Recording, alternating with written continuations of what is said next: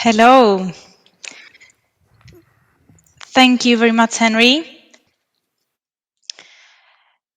Today I'm going to present to you a socioeconomic analysis of the nuclear power development in Sweden. And I'm going to present you the results based on a work by myself and my colleague Kerstin Hemmingsson.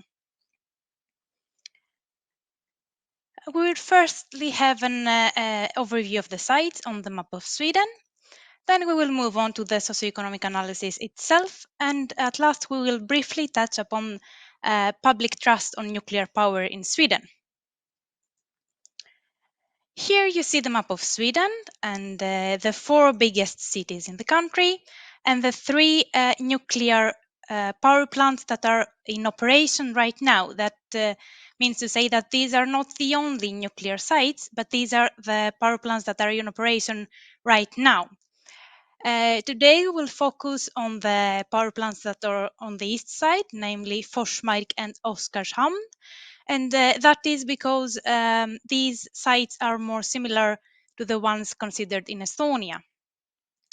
As it is important for the socioeconomic analysis later on, I should note here that that Forsmark belongs to the Östhammar municipality and Oskarshamn belongs to the Oskarshamn municipality.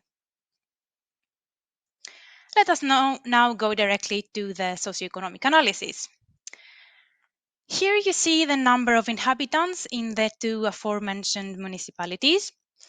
And it is very important to be able to fairly compare these two. And what is also very important is to be able to distinguish between any existing trends in the number of inhabitants and effects caused by the nuclear power plant deployment. As Östhammar, the first unit in Östhammar, started operation almost 10 years after the one in Oskarshamn, we had to actually shift the timeline so the two dates will coincide, and this is the result of this shift. This is the result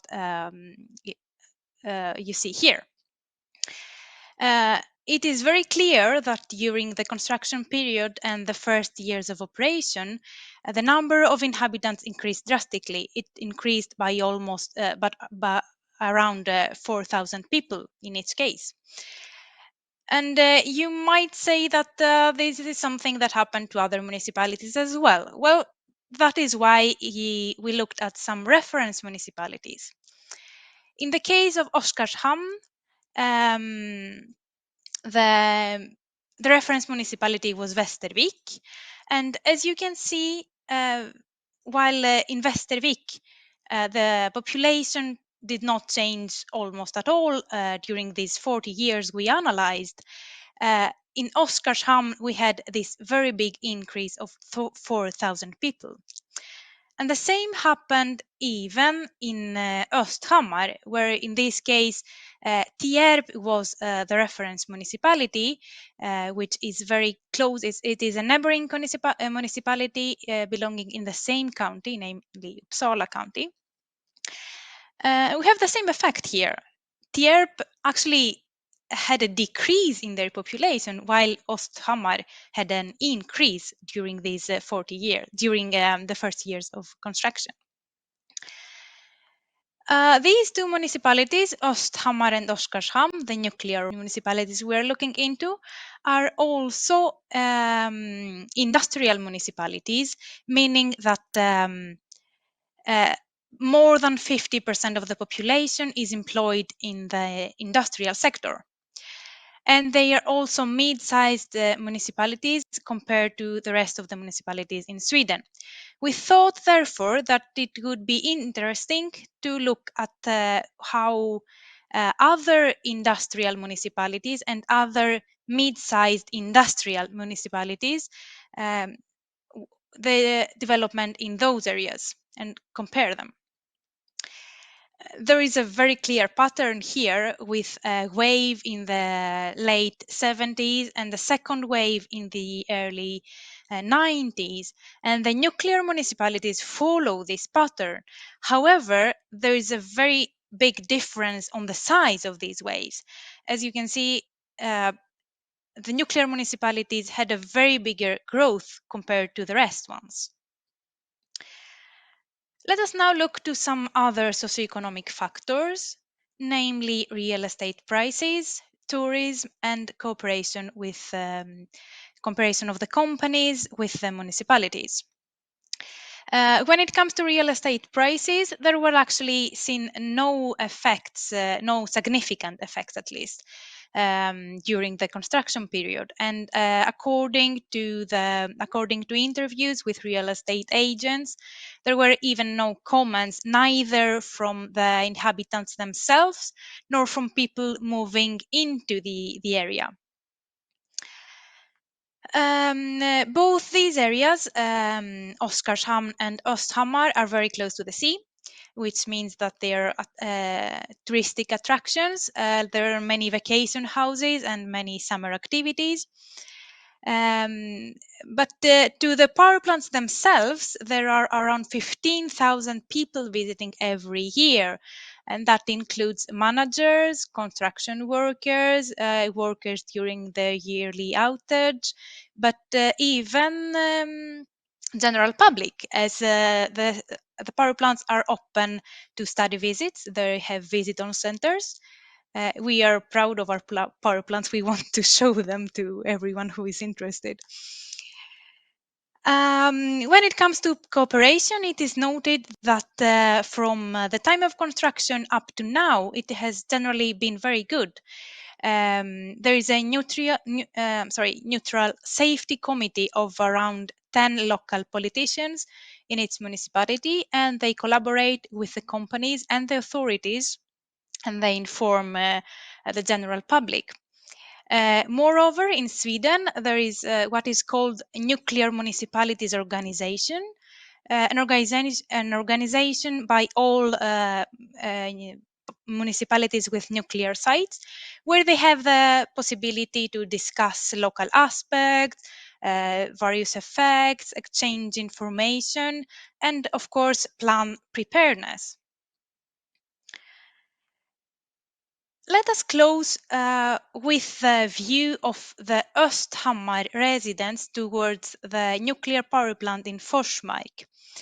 As you can see from the 19s up until a couple of years ago, but it continues to be like that, even if it is not shown here, the public trust has not fallen from 70%.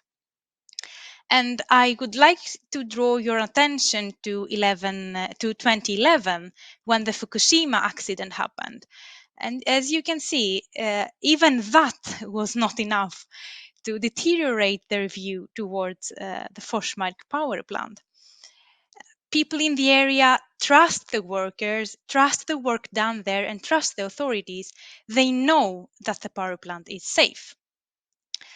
To conclude, it seems that the nuclear power provides a stable ground for growth in the area that they are, and that people have a high degree of trust towards the work done there. Thank you very much. I'm open to questions, if any. Thank you. Thank you. Let's see. Hello? Do you hear me? Do you hear me okay? Sorry, I cannot hear you if you're... Okay. Do you hear me now? Yes. Okay, good. Good. So there is a question. How would the local demographics and the economy change in case of theoretical serious accident? I'm sorry, can you repeat the question? How would the local demographics and the economy change in case of the theoretical serious accident? That is very hard to predict. That is something general with... I'm sorry, I can still hear myself, and it's a bit... let me try again. I'm still hearing myself, but anyway. Serious accidents are very hard to predict, but they are... there are preparedness plan when it comes both to fire accidents and nuclear accidents in the area. and people are have knowledge about what to do in that case. Okay. What would you yourself like to live close to nuclear power plant, and why? That is actually a very good question, as I do live relatively close to a power plant, and I should note that I don't work in the power plant. I work in an office, so I could work wherever I want. I work with documentation mostly. But I do live close to a power plant, and to me, the question is a bit like asking me if I could live close to a textile factory. Why not? Sure. I don't feel. I feel safe to do that. Thank you very much. The time is running, and we need to move forward. So thank you very much, and have a nice rest of the day.